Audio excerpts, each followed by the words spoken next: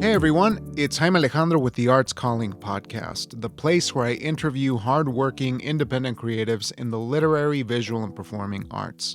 So just a quick shout out for you this time around. Today, I want to tell you about Hey Playwright.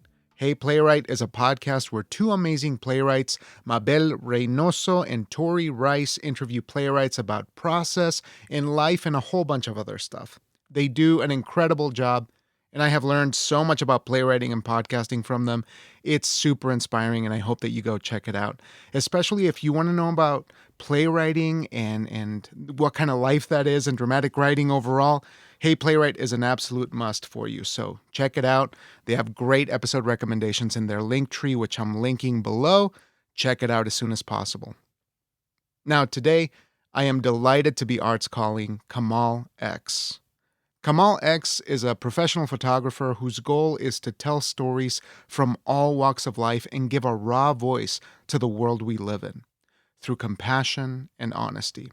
His new photography book, Black Astronaut, is now available, so be sure to check out that book as soon as you can as well, and that is also available here in the episode description.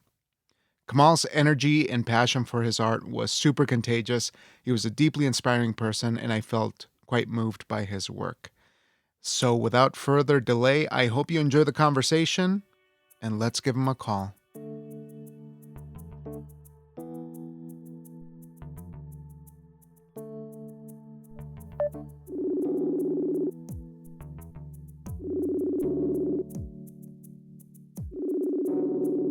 Hello, is anybody there? Hey, hello.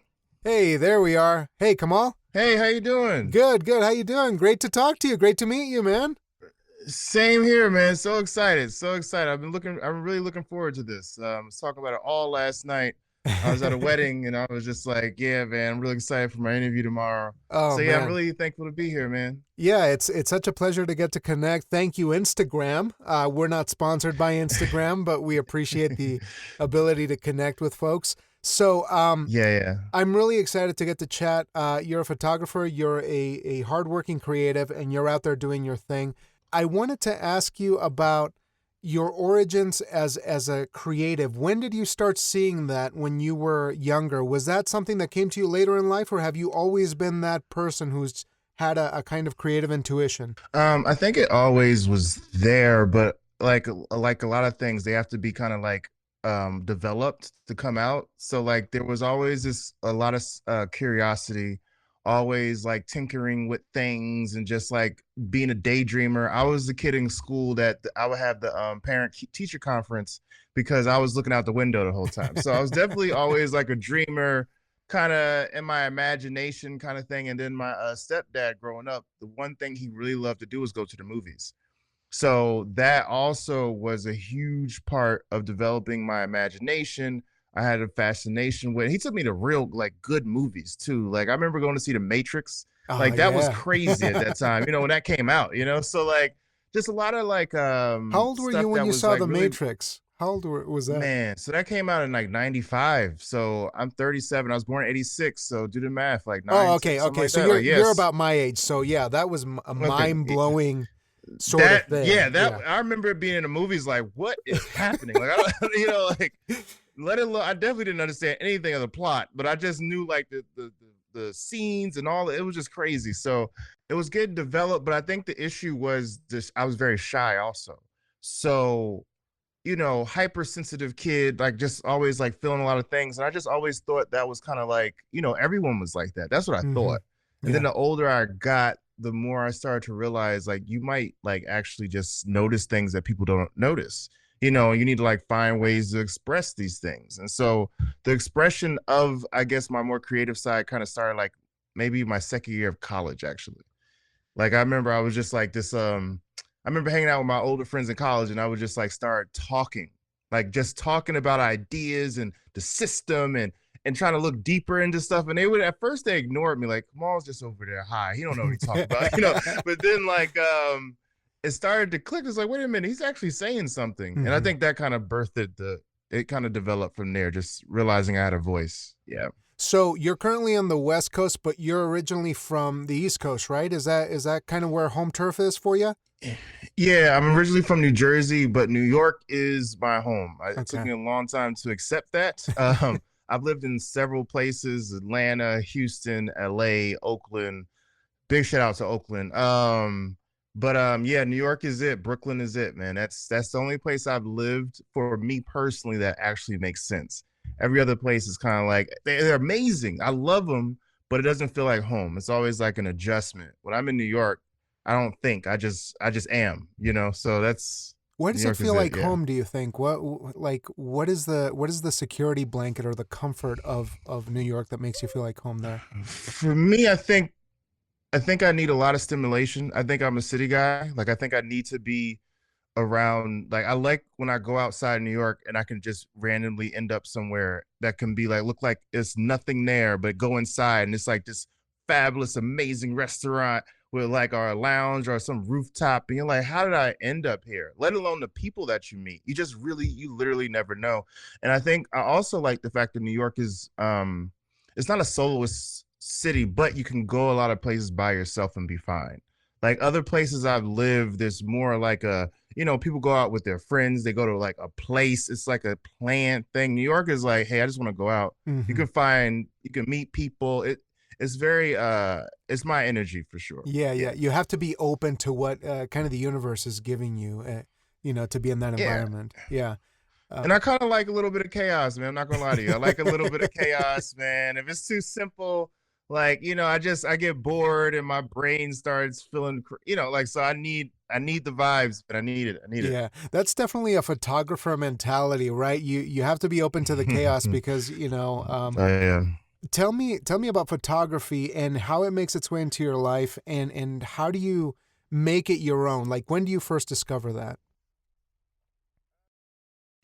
So I think I always, again, with the pictures with film, like watching movies, I think that's how it started. And like I'm big on movies, like it's a fanatic for real. But I think all throughout the years, I think I was like the one friend in the group that always had like photo albums. Like I always took pictures with the instant camera things or whatever, like are the ones you get developed at Walmart or something. And I would like in my coffee table, I would always get a coffee table that was clear, and I would put like the pictures of like a collages of all my friends under the coffee table. So little things like that. I think like, pictures and memories was becoming a way like naturally without even trying. So as I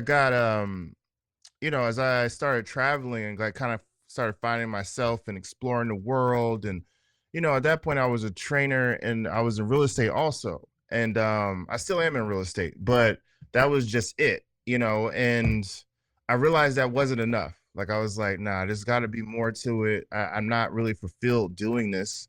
I seem to, and I didn't, to be honest with you, I didn't go into photography thinking this is going to be my next thing, like a career. I'm going to be an artist, but it kind of like naturally just developed. Like I started taking photos as I was traveling, and people started really connecting with it, especially when I was taking pictures of things outside of just me in front of something.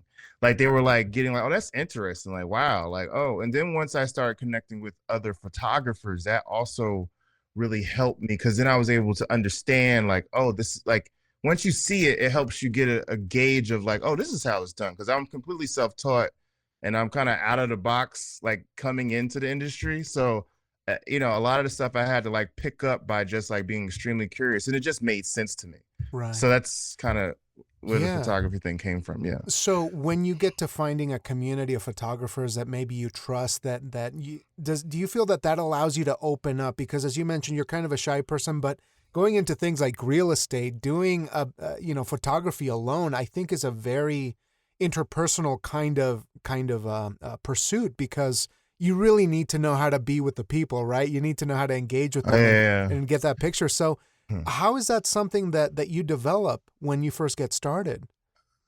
I think it kind of goes because I'm not shy anymore. So I think that's the point. That's the point though, right? Like I think it's about like developing yourself. It's about who you are.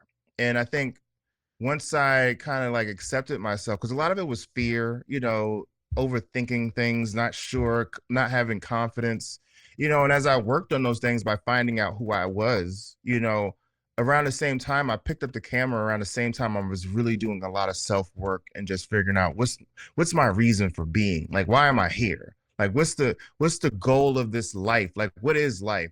What is spirituality to me? Like, asking all those questions and actually like finding answers. And at the same time, I was like really getting deep into expressing myself through camera. So I am a really good, like, I need my space. Don't get me twisted. Like, I need my alone time. Like, I like to be on my soloist vibe when I need to, but I do have like a hybrid kind of personality where I am really good with people and I know how to like I'm good at helping people get comfortable. I think mainly because I was so used to being so shy and uncomfortable growing up. So like now I kind of understand what it feels like when you're in the room and people aren't talking to you or showing certain levels of respect. So it's like I'm like I understand it. Like and I look for the person that I know I kind of see myself into. Like I know you're a cool person. This is just a weird situation. Let me like help this out. And that helps me tremendously with my photography. So the funny thing is when it comes to photographers, to be honest with you, I don't really connect that well with photographers. And I don't say that in a mean way. I just think that I think I'm pretty cool. Like in terms of how I show up, I think I'm really open and respectful. But a lot of photographers will tell you like a lot of times a lot of ego with other photographers. It's like this natural competition, especially if you're at a site and you both have cameras and it's like who's getting the best shot. That competition thing, and I'm not like that at all. So I often find weird vibes when I'm around other photographers. But when I meet cool ones, it's amazing. Like it's great and it's so yeah, so maybe not so comfortable with other photographers, but definitely comfortable with the subjects and the things I choose to shoot, because I don't just shoot randomly. It's very not calculated, but like I pick topics and themes that I'm going for before I even pick up the camera. It's not like, oh, let's see what happens today. Sometimes I do that, but in general, like I'm way more like intentional about what I'm looking for. Yeah. So can you give me an example of a topic that you were working on, or say, can you tell me of a day when you decided on a topic? How do you pick a topic, and how do you go about finding those situations in the real world when you're out and about, finding a shot? Well, it was a great way to bring up Black Astronaut, my book, because that, and it's just the answer to all of the ways I do it. It's like I'll find things that move me just naturally, like without, like I'm just watching movies. I'm paying attention to what's on the news. I'm paying attention. A lot of stuff is like based on my connections with my friends too, conversations, seeing like what's coming up. What are the themes? What am I noticing that like I want to explore? Because the camera gives you an excuse to explore. It gives you a passport to anything you want. Like literally, if you're curious about a topic, saying you have a camera gives you access. You have to ask, but it gives you an opportunity to explore certain things. And so for me, I always knew that a lot of the photographers that I looked up to as I was learning photography, like on a deeper level, they did a lot of work during the civil rights movement that I looked at that work like, wow, that helped change the world. And then I would look at, where we are today, and I would go, I'm so thankful that a lot of work has been done and things are better. And I don't want those times to come back. But at the same time, like as a photographer, I'm like, when am I ever going to get an opportunity like that? Like, how would I ever shoot the Million Man March, for example? Like that was like a career changing, world changing experience to be at with a camera. I don't know if I'm going to experience that. So in the back of my mind, it was kind of like, if that opportunity shows itself, be ready. You know what I mean? So when George Floyd happened, 2020 happened, the pandemic, my mindset wasn't, I was shocked all that was happening, obviously, and feeling crazy emotions and all. But beneath that, or around that anyway, there was always this like, if something comes up, you better be ready. Like you got to go all the way. Like you got to, because that's what the people that you look up to have done. So that's an example of like, it's already kind of in me. Like I want to do something for civil rights, something about justice, something that I connect to as a Black man. And when opportunity came, there it is, and I kind of treat things like that and other topics too. Yeah, and that's a beautiful sentiment. And I'm glad you mentioned it, because I think we can kind of dabble a little bit more into what Black Astronaut is and how it came to be, because it's so powerful to identify those things and say, how can I serve? Can my art serve in some way? Or can you give back to the community in a way? And I think it's just such a beautiful way to think about going out there into the world and saying, this is my tool, this is my toolkit, and I can give back in this way. So it seems like you kind of clued in on that just by virtue of like what you were experiencing and in your community and things like that. But if we could elaborate Yeah. a little bit more about Black Astronaut, because it's such a great concept and a great project, but tell me a bit about when you started taking these images, because it was in a very difficult, contentious time, 2020, around that time, right? Was that when you started with this Right. one? Yeah, like because I can remember first it was Ahmaud Arbery that was murdered in his jogging, and then I remember at that point I was like all of us was triggered, like what is going to happen, and I didn't know like what would happen outside. We were doing lockdowns at that point. I was extremely afraid of COVID. Like I was one of those people that was like washing everything, the groceries. I was like I was that person paying like $50 for some Lysol. I was him, So um when George Floyd happened, I remember like I said earlier, like I kind of had a vision already that like if something comes, be ready. But I also remember like it was like, man, like I had the intention, but the actual walkthrough was different. You see what I'm saying? So Yeah, like yeah, once I actually left the apartment and I was out there and I'm dealing with the air as an issue, like people spitting and yelling, me having to have the camera right there and mask on, gloves on, just long sleeves on, even in the hot weather because I didn't want to die, but I knew I was kind of like risking my life. So in a lot of ways, I started feeling like, man, this is kind of like I feel like I'm like an astronaut. Like I just was yeah, like, because if you look at the astronaut, like as what they do, like going in the space, it's like everything around them is foreign. Nothing around them their body needs to be protected with that suit. Without that suit, they can't go to these places. And that suit gives you permission, similar like the camera, gives you permission to go into certain places and investigate to be on the mission. And it really felt like that. Once, as soon as I got out, I went outside in Oakland. I was living in Oakland at the time. And that first protest, the energy I felt, I was scared as hell, honestly, but I knew it was bigger than me. And I knew like the mission was like going into the unknown. So like as I like came up with that concept of being an astronaut, I'm like, oh, I think this might be the name of the whole thing. Because when I started out, I didn't think it was going to be a book. I thought maybe a series, maybe something I could share online to make sure my voice or voices that make more sense to me are being shared, because I felt like a lot of the photography was very sensational and didn't really empathize with what was happening. It felt like people that were outside of the culture were taking pictures of something they didn't understand. That's what it felt like. And I knew that I wanted to make sure there was balance to that equation. So yeah, that's how it went. And that went to 3 years of traveling around America during the pandemic, post pandemic. And to me, an amazing book that like I just can't wait for more and more people to experience, because it's a great reflection. I think it's also very inspiring about where we're going, and realizing that I'm using the astronaut concept for me in terms of that story, but I think we're all astronauts in our own way, dealing with trials and tribulations, dealing with like unfamiliar territory, dealing with dreams that we're trying to create, and going into the unknown. I feel like all of us can relate to that. So yeah. that's my hope with the book. Yeah. Yeah.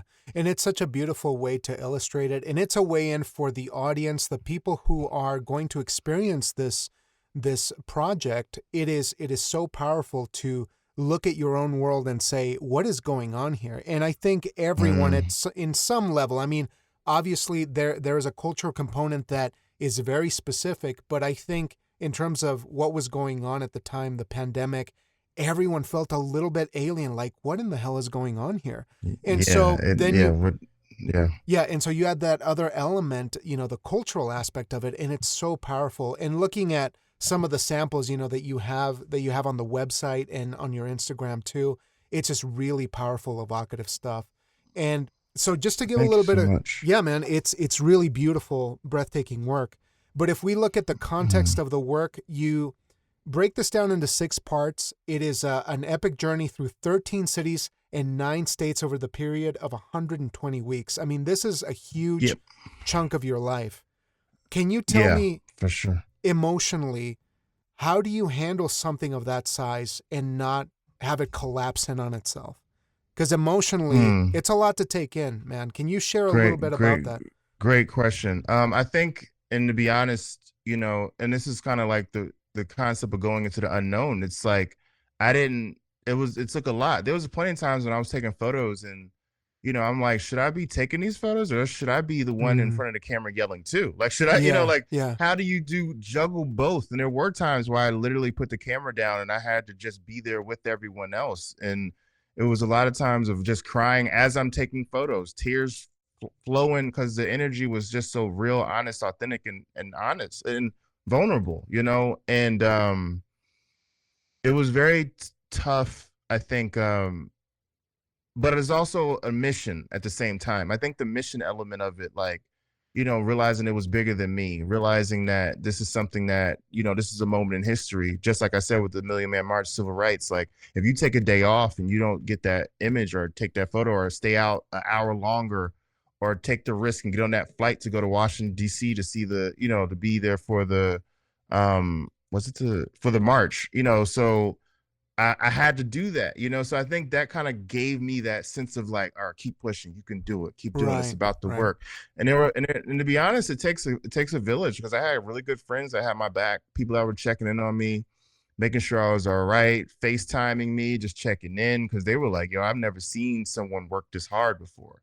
I didn't understand that how much goes into photography. Like, photography is a very physical sport. Like, it really, it takes all of you emotionally and physically. And the other part of it too is the production. Like, so after you're done shooting, it's like, yeah, like you're saying, like all the emotions, like how do you take over probably 8,000 photos, easily over 8,000. Those are like good ones, not just like the whole like actual good photos, and be like, okay, I have to condense this to 250 photos. Like, and then the responsibility you have for those that you've taken these photos of, and showing respect and making sure it isn't sensationalized, making sure it's a lot of elements, but I think it was a growing experience for me, for sure. Like, Yeah, and you have yeah. to give it your all. You have to give it your all. I have a friend, he's a director in Hollywood, and he like always would tell me about this. Like, he's like, yeah, man, when you make a movie, like when you have to give so much of yourself to it, man. It's like, it's almost like debilitating how much you put into it emotionally. And I was like, what is he talking about? Like, I was like, this man's crazy, like, but no, once I, really got into it, especially with the storytelling part of it, and, and the spiritual aspect of it, and just, it's a lot. It is. And I'm so thankful that I made it through. I definitely, it was, again, 3 years. It was tunnel vision. Like, a lot of it required that. So this is like the better part. This is the cool part. This is like I'm You're on back the in the other end, world. I'm right? smiling. Yeah, Out of the tunnel. I'm on the other end. And yeah, and whatever project I do next, like, I probably won't be doing, well, I'm not. Like, I've decided not to do anything that is in that realm again. Like, I need a break from that kind of tension, because it took so much of me. I don't think I would be okay going back into something like that again. Oh Yeah. yeah. I can imagine the toll that it takes, and that was a really wonderful answer, because now I'm going a million different directions, and I want to ask you all kinds of things. But if we could go back to the format that you chose on this, because you have 6 parts, and 6 sections, yeah. Yeah, 6 sections on it, and I'm curious how you make that decision to split things up and to decide what's not going to be in there, because I think that's probably the hardest thing of all, is going through and saying, again, if maybe, do you remember a time during this process of keeping things out that you really struggled and you said, I don't know if this should be in here? Do you have a specific example of something like that happening to you? I think great question. So I think the whole book itself, even calling it Black Astronaut, like, I think my intention coming into it was, I want to do something unique. I want to be honest to who I am. I want to obviously show a lot of respect and admiration for everything that I'm saying and have captured in that book. But I also didn't want it to fit into any boxes. I wanted to make sure that this could be the last book I ever do. I might never shoot again, like, so I can't treat it like, oh, well, next time, so even choosing to call it something like Black Astronaut instead of something like maybe American Crisis or American in a Rage or something like that, which would have been like, oh yeah, duh, makes sense, right? But I'm like, no, I kind of want to go abstract. So that's some of the reason for the 6 sections because I had the decision like, okay, so you can just stick with like Black Lives Matter, everything that was going on with the protest, and kind of keep it there, you know, because I remember Ian finished it off with Minnesota when you were there for the verdict for the George Floyd case, and you got a book, you know, and I'm like, nah, this just doesn't, it didn't feel right to me. It felt like there was more happening that kind of like it affected in terms of the whole America as a whole. There were other parts of our country that were also enraged, also feeling sense of, I don't want to say hopelessness, but like their voices being shunned and not being respected the way they should. And I wanted to like go into that. So in doing that, you know, I was like, I'm going to take a chance. Like there's a chapter called Deep Space, for example, where I go into the nightclub scene and what was happening in terms of people going against lockdowns and no vaccine and just like they're partying. They don't care if they get the COVID. I'm in there with mask on, risking it all. Like, and I'm like, and people were like, yeah, but what does that have to do with Black Lives Matter? I'm like, no, but this is about America. And more importantly, not more importantly, but in terms of me as an artist, it's about what I saw. It's about my experience. Like I'm sharing my narrative in the book, which I don't think a lot of photographers tend to do. Normally it's just report, here you go. But I wanted to make this thing about what I saw, which I believe gives it the openness to be able to see these different sectors of what was going on. Because I want you to have my experience out there and open your mind too. So that's a big reason for the sections. There's very interesting conversations that are created, I believe, by putting certain sections in the book along with the things like the Black Lives Matter. You make it manageable too. You know, I think like this is heavy stuff and you're able to give people an opportunity to pause. But I think it's really clever the way that you went front and center. This is my voice. Because it's really easy to stay a journalist. And not that being a journalist is easy, because it's difficult to be in those situations that you were in. It's definitely hard. It's difficult to be in the thick of things and not be overwhelmed by what's going on. But like, how awesome is it that this is a representation of you as much as it is a representation of America at this time? And that's what was the takeaway when I first saw the name of the project. I was like, this is singular, but it speaks to so much. And I think that's such a hard thing to do because it takes guts to say, I'm putting myself in this and I'm internalizing it. So I really applaud you for that, because the easy thing would have been to say, let's call it American Rage. But no, you called it something that is truly specific and internal to you. Which I mean, just quick takeaway, that was really like impressive to me that you're still being true to yourself there. Because like, you could be overwhelmed by something and say, I'm just going to present it the way that it is rather than, you know, how I saw it. But that's not really a question. Much. That really means a lot, man. Trust me.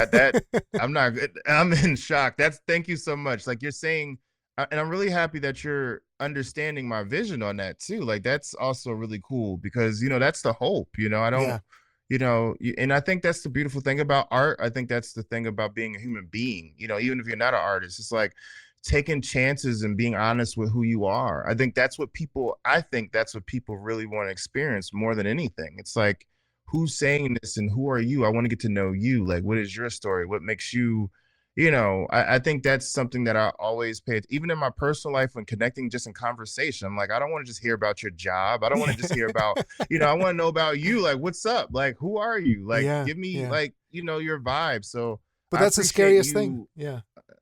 Yeah, I appreciate you understanding and seeing the concept the way you're seeing it, and these are really, really good questions too. Well, my pleasure, man. Like this is such a pleasure to get to connect with you on this, because you're doing something that is important, but you're also sharing your work with other folks who are further down the way, who aren't at the level that you're at yet, and you're giving us a model to pursue, which is what I think is inspiring. So I got a couple more questions, man, to be mindful of your time. We're almost done. But I just wanted to check in. I'm cool, though. Just so you know, I'm cool, okay, man. I ain't rushing you, bro. You're good. Okay. Just want to make sure. But I want to ask you in terms of what kind of advice would you be willing to pass on about overcoming those kinds of fears? Because as you said, you were once shy. Now you are not. You are somebody who is out there fulfilling a vision. That is a whole different thing in and of itself. How do you overcome that? because I think a lot of us, myself included, sometimes I've had years of paralysis where I just like never wanted to show the world who I really am. How did you get to this point to share that kind of honesty? And to be honest, I don't know if everyone is meant to be, there's levels to honesty. I'll say it that way. And sometimes we can be too hard on ourselves. But I think for me, it's all about what is your reason? And when I say that, I mean, like, taking time, like I told you, like I spent time getting to know who I was, asking questions, why am I here, and going really diving really deep into that. And I felt like sometimes understanding who you are and your reason is like making peace with your past, remembering where you are, understanding where you came from, changing your perspective on certain things that you may have not had any control over that aren't your fault. And then so that these things don't weigh you down, but they more so, you give yourself forgiveness, you give yourself a different visual understanding of what was happening, and grace a lot of times, even in your own mistakes, and I think clearing that space out a lot of times opens your eyes up to just like how amazing or how beautiful you are. And I think that also, or how important you are, or how like just being more grateful of what you do have.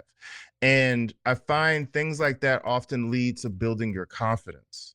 And I think once you really like make peace with your past and or just understand who you really are and your testimony, your reason for being, like, why are you here? Why do you want to do these things? Like why is this form of communication important to you? Why is communication important to you in general? Like, why do you want to put out a book? Why do you want to pick up a camera? Like, what is the real reason beyond some people liking your stuff? Like what are you trying to say and why? And oftentimes the why goes into your testimony, who you are, and your understanding of yourself. And I think the closer those are like combined and like nested together, I find it puts you in real time when the moment comes and it's like, okay, what are you going to do? Here's an opportunity. Are you going to like shy away from it, or are you going to stand up in your truth? I think you start to remember like your reason, like who you are, and it gives you the confidence to walk into that room, that space, that opportunity, and not, you might be afraid, but like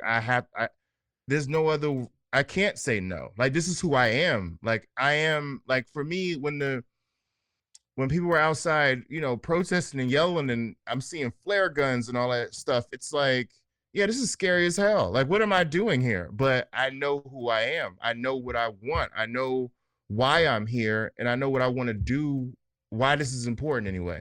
And I think everyone needs to find out what that is for them. Like, for me, that's that, For someone else, it could be singing. For someone else, it could be a great parent. It can be, there's all these things that, I think are naturally wired in us that give us, that when we go into these spaces, our confidence, it's just who we are. You know what I mean? Like, so I think it's a process though. And sometimes things do feel weird, and, sometimes it's not a quick, oh, I got it on day one, but I think building your confidence and just understanding who you are, and then the things that scare you become smaller because you realize, like, I'm alive, like I'm here. And I got through all of that. And I'm thankful to be here. Why would I let something this momentary stop my train of thought, stop my vision, stop where I'm trying to go? Like, and that might be a little dramatic, but I think that's really kind of how, if you love something, or you're really motivated by something, or if it's really in you, like, that's the test. Like, is it in you? Because maybe it's not. Maybe you're doing it for just likes and clicks, and you met someone that you thought it was cool, and maybe you were supposed to try it out for a little bit, but maybe that was supposed to help you find, like, go into one arena to find another one. Like, it's like, because for me, photography, it again, like, there were levels to it, but I've done a couple of other things. I was a trainer. I was a real estate agent at one point. I was a DJ. Like, I tried a lot of different things, and it wasn't just overnight, like, oh yeah, so it takes time. I'm glad you bring that up, and thank you for sharing that, because we need that kind of honesty about what it takes to get to that point, to get to that level of commitment. But I know a lot of people don't like to talk about this, but I feel it's important, because we don't get a lot of this on social media, is this idea of how do we not only get to that point where we're committed to our craft and want to be professionals or whatever, if we are not able to be professionals yet, how do we find stability in our lives to continue to be a creative or a photographer or whatever you want to be? Was there a point in time where you found emotional, financial stability that would allow you to be a photographer? Like, or is that an ongoing thing? Because I feel like a lot of us don't talk about how do we make money to be photographers? How do we like continue? Like how do we sustain ourselves? You know? Right. I think that's a great question. I think every situation is every situation. Like there's no blanket answer to anything. I do think people should be able to sustain, like have a life, you know. Like I said, I'm in real estate. Like real estate allows me the freedom to do what I love, but at the same time, I don't let real estate be so big a part of my life that it takes away from my time to do what I need to do. So I had this conversation a lot this past year, honestly, with a lot of different types of people, walks of life. And one thing I always say is like, use them just as much as they're using you. So let's say you have that job you don't necessarily like, but you have to pay the bills, right? Fine, you have to do that. That's being an adult. You know, there's nothing wrong with that at all. There's no shame in that. There's no like, you gotta do what you gotta do. And we're in inflation. The economy's crazy right now. Like, yeah, you need to do what you gotta do. And but at the same time, like have a plan.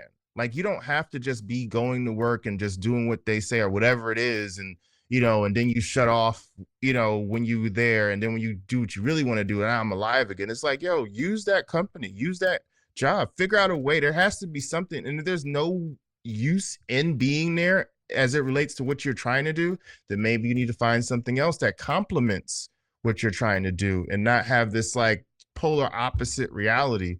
Because oftentimes I find it's like the people that have like, you know, a lot of different things, they find ways to have things that are complementary to one another in some kind of way. Even if it's like learning something more about marketing and you're an artist, but you're working in marketing. So now you know, okay, now I get how I need to do my art to make me more of a business savvy person with my creative stuff, for example. So I think use them. I always say that because they're going to use you. Everything you do, every job I've had, like they're going to use you. And it is what it is. It's a relationship. But I think sometimes we don't take our power back and realizing I can manipulate the game just the way they're doing it. Like just have a game plan in place to do what you really want to do instead of just kind of hoping this gives you all these things. And I don't think that really comes, you know, like put yourself first, pretty much. Put yourself, and don't be afraid either. Don't be afraid. Like you'll be surprised what can happen. Yeah. I love that, man. Thank you so much. And I got a kind of a softball question for you. I don't know if this is going to be like a, does your art have to be famous? Do you have to be famous for it to matter in some capacity? Oh, no, not at all. Not at all. Not at all. I think I do want to be heard. I think that's really important to me because growing up, I felt like I wasn't heard in a lot of ways and my voice was kind of taken away in a lot of ways. I was afraid to use it. So I do need to want to be heard. That's a big part, but also have to remember that acceptance of myself is number one. Like, what does it matter if I'm heard, but I don't have acceptance of me, you know? Like, so it's like a co-creative space of a little bit of both, but whatever happens beyond that, I think that's one thing that's helped me tremendously, honestly. Like, I don't get too caught up in, you know, the level of what I'm doing. Like, is it like when I was trying to get this book published, and I'm really thankful. But in my mind, if it didn't get published and I had to self-publish, I wouldn't have looked at it as a failure. I would have been like, all right, cool, next one, do it, you know, find something else. Like you put your heart into it, you loved what you did. That's the gift. You loved the experience. It changed your world, your life. I think that's been more important to me. And I kind of like have like tunnel vision in that way. Like everything else that happens, like people say, hey man, you just did this, you did that. I'm like, I mean, yeah, it's great, but I'm not like riding on high on that. Like I take a moment, like nice, but I get back to the work. Like I actually enjoy creation way more than I enjoy, oh, I did this and my name is that and I got this deal, and that stuff's great and I'm all for it. Don't get me wrong. But that's not my reason. That's kind of like that comes with it and it's a great gift. But the work is where my heart is. The work is where, because there's sometimes people can get great success, but then they lose the work and you can see that they're like miserable, you know, because it was never about the success, you know. So it's about the work and impacting people, impacting yourself, learning about yourself, continuing to grow. I think that's just where I'm at and always going to be. So it definitely doesn't need to be famous, but it would be nice. it would be nice. Well, you know, yeah. I'm happy to see that your efforts have paid off, especially on Instagram. You have a huge following over there. People really love your work there. And I'm curious if you know, there's any advice in terms of people who get distracted about whether they should be, you know, gearheads, you know, because in photography and videography and that sort of thing, folks get caught in that vicious cycle of I need more gear, I need more stuff. So do you feel like there's a way to just kind of shut out that side of your craft? Because obviously you got to know your tools, right? You got to know what you work with. Right.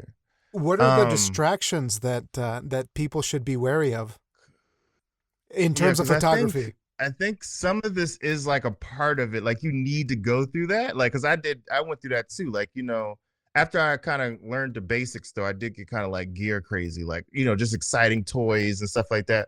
But I think the lesson, I think that's something some people just have to get it out their system. Cause then you start realizing like, okay, but where's the work? And that's like the thing that a lot of older photographers will start talking like, okay, but show me your work, because they don't give a damn about what camera you use. Like if in my book, for example, no one's saying, hey, like in terms of the people that I've been shopping around with, and I had those meetings I had to get this thing published, no one said, hey, so what did you use? You know, they don't give a damn. Was it like, full like, frame, by the way? Or they're asking you like, they're what's like, the megapixel? Is it good? Right. Right. Yeah. Like how many megapixels? No, it doesn't matter. Like, so I think that's something you kind of graduate to. Like, I think each artist has to get to that point of realization of like, okay, do you want to be a person that talks about the gear, or you want to be someone that actually makes good work? And oftentimes the things you spend the most money on don't even be the things that help you get the best work. Like I have a 28 millimeter, my favorite one, cost $70. I got it used.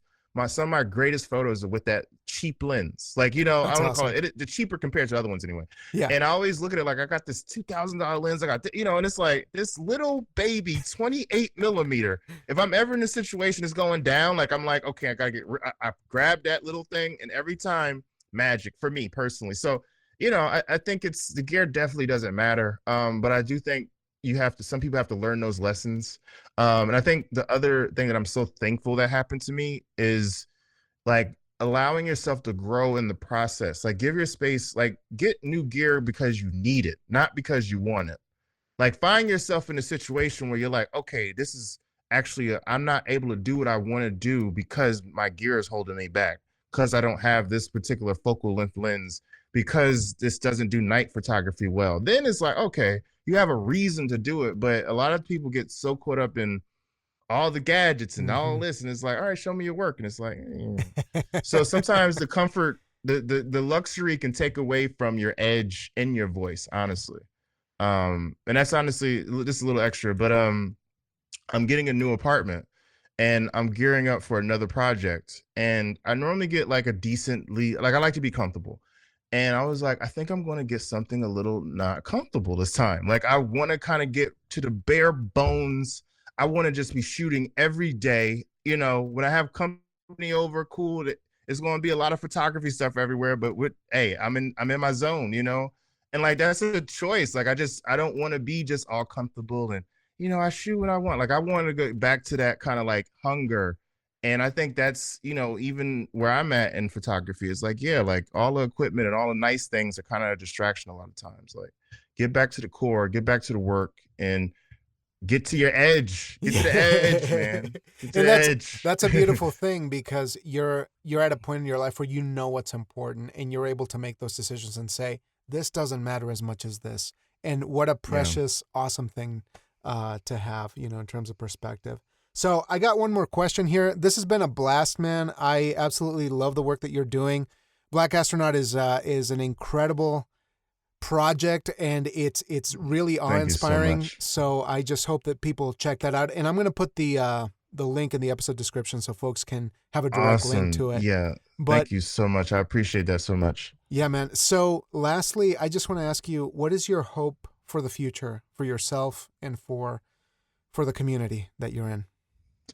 I hope that we all continue to understand that it's our individuality that helps us become a greater group. And I feel like a lot of what's going on in the world is pushing us to be less independent with our thought. And it's a lot more groupthink than I would like to accept, which I think there's strengths to it too. I will not lie, but at the same time, I think we need balance. So I think the more people kind of go into understanding that the group becomes stronger when we're better individuals, when we're doing what we need to do for ourselves, when we're investigating who we truly are, our moral code, like what we stand for, why we are here, what is our reason, all those things I truly believe help us be a better group.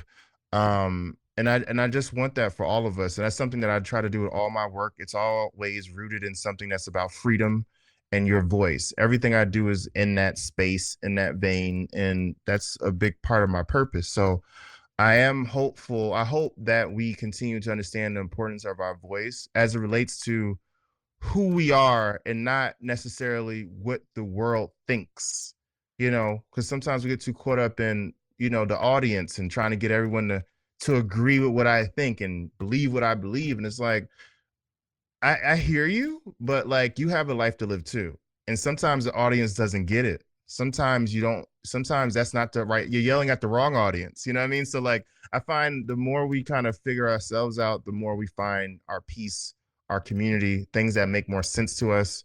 And I think that creates a better world for all of us, honestly. Yeah. That's a beautiful note to end on, man. So I want to thank you so much. I know, as with any great artist, we just scratched the surface in this short time for interviews, but I want to thank you for the insights that you shared with us, for, your ability to just capture such intense times and bringing beauty out of them, for your singular vision, man. You're killing it. You're doing amazing stuff, and I'm a fan moving forward. So I really appreciate your time, man. Thank you so much. And I want to say this. One, I hope your listeners know how amazing you are. This has been an amazing interview, and I really appreciate your curiosity and your presence. Like, you really are here right now, and it shows in everything. That's one of the reasons why I reached out to you. So I'm thankful that we had this connection, and all your support means the world. And I'm really applauding you and supporting you too, man. Keep rolling, keep doing what you got to do, because we truly are in this together, man, for real. I appreciate it, man. That means a lot. But I will let you enjoy your Sunday. I hope you have a safe trip back home, and I wish you the best, man. I hope we can chat down the road, okay? Oh, we will, for sure. All right, you have a good one. You too. Take care, man. Bye. All right, bye.